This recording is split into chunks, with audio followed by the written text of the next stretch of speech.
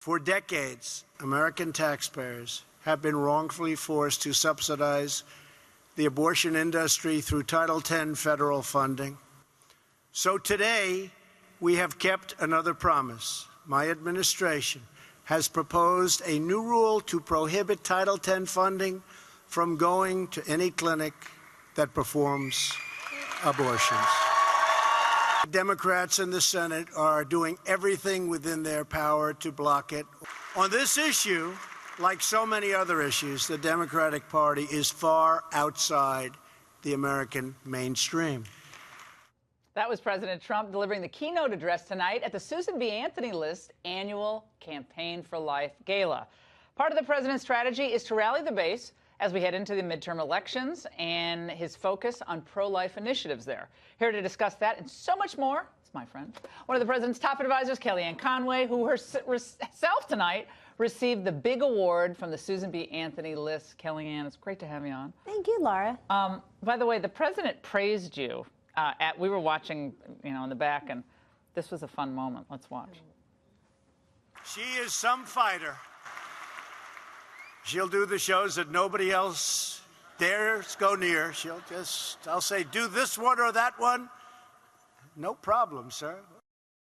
Then I said to Raymond, wait a second, Kellyanne's coming on our show. He means. No, he didn't mean this show. That's no, that was fun. But, we were watching, all of us, and he's the most, I think, pro-life president we've ever had. Clearly. And defending life, the most innocent among us, who have no lobbyists and no fat cats behind them.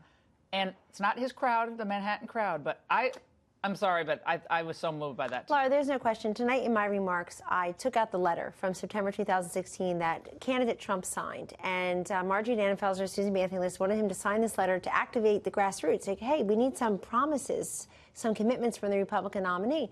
So he looked at the letter. It talked about partial birth abortion, making the Hyde Amendment permanent, signing the Pain-Capable Unborn Act into law if it reached his desk, certainly moving, as he just did tonight, the funding from clinics that provide abortions to those that provide true women's health services, Laura, like mammograms and screenings and other services. So he looked at it and he said, that's all fine. But where's all that stuff about Hillary Clinton? And he added stuff about Hillary Clinton. I'm going to give you a copy of the letter. And he signed it. And it went on and on about how extreme she is, that she would take the baby out of its mother's womb an hour before. The debate moment. And then he followed it up on October 19th and gave the most impassioned defense of life ever heard from a presidential debate podium. And let's remind everybody, this is a Manhattan male billionaire who for most of his adult life had said he was pro-choice. The liberals will say he doesn't really mean it. He doesn't really mean it. Well, look at his record. Look at his record. Mexico City policy, Neil Gorsuch on the Supreme Court, first president ever to address this gala, first president ever to address the March for Life. And Mike Pence, of course, was the first vice president ever to do the same. All you have to do is look at the policies. And President Trump will probably say this is just a good start. The issue of China is big now, right, in the news, because so many of us supported the president because of his tough line on China. They have the China 2025 plan seeking to dominate every major industry. Have stolen our intellectual property. The president's been fantastic on this issue. But this is what Chuck Schumer said. Let's watch. I am really concerned about the president's hemming and hawing over the last few days when it comes to China. You could say that President Xi is writing the art of the deal, not President Trump. Unfortunately, every time President Xi flatters our president, he seems to back off a tough deal. You've got to be tough on China. You have to have your actions match your rhetoric. In my mind, the worst thing that could happen is that the Democrats out-populist this president on the China issue. That would be a gift to them, Kellyanne.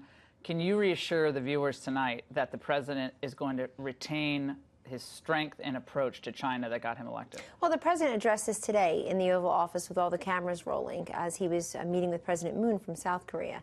And the president has made clear from the beginning, he thinks that these imbalanced, unfair, non-reciprocal trade deals, including with China, are killing the American worker, American interests, American industries, and he will always fight for them first. The president talks extensively about the $500 billion trade deficit we have with China. At the same time, we're happy that in some of these negotiations in Beijing and here last week, Laura, at the White House, that China signals a move to buy more ag, buy more energy, for example. But the president also, if he thinks a deal is not good for Americans, he's happy to walk away from it. He's been doing that his entire career. So you're not concerned that you hear Marco Rubio, Schumer, these guys they see an opening here because Trump dominated that space in 2016. That's right. And no one had done it like he had done it. And now they see, sour gum and soybeans are more important than our entire tech sector that's gotten ripped off as they continue to steal our IP.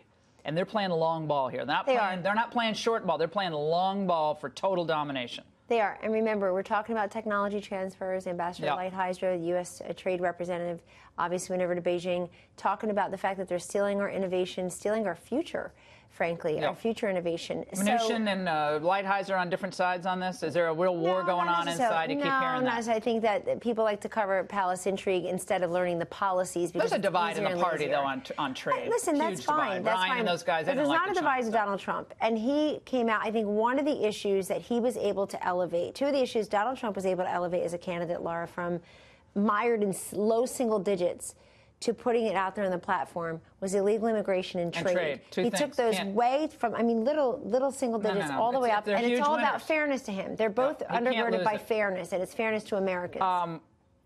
North Korea, meeting, shifting, moving. Can you tell us anything new on that? Well, the White House put out a statement tonight asking the press to sign up if they're going to cover the summit in Singapore. And so we're still planning. I want to cover it. We're still planning on the July 12th, but the president has made very clear from the beginning and said it again today that if it happens, that's great. If it doesn't happen, that's okay, too. Maybe it won't happen on June 12th. It'll happen at a later date. We're still way ahead. We still made tremendous progress there, Laura, because of President Trump's leadership. Without him, North Korea would not be talking to South Korea. Those 3 American detainees would not be back. He was hinting that Xi was part of the perhaps turn. Well, he said, quote, I think President Xi is a world-class poker player, is what he said. That was his exact quote. I'm not blaming anybody. I'm just saying something happened. And so what what the president has said is that we'll continue to make progress, continue to talk. But remember, the goal here is not to have a summit. The goal is the denuclearization of the Korean Peninsula.